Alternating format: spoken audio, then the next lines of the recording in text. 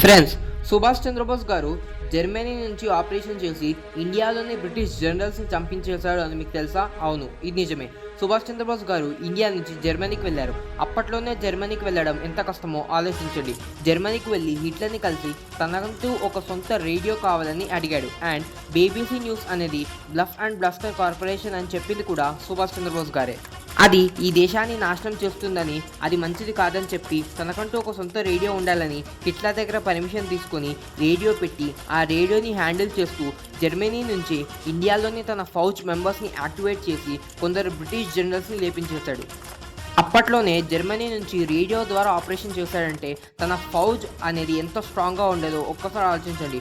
సుభాష్ చంద్రబోస్ గారు కొట్టే బుల్లెట్ కనిపించింది, కానీ అది వచ్చే సోర్స్ కనిపించలేదు. అంతా క్యామోఫ్లెజ్డ్గా ఆపరేషన్ చేశాడు. ఇంత తెలియపరుడు కాబట్టి సుభాష్ చంద్రబోస్ గారిని బ్రిటిష్ వాళ్ళు ఏమీ పీకలేకపోయారు. జై హింద్, జై భారత్.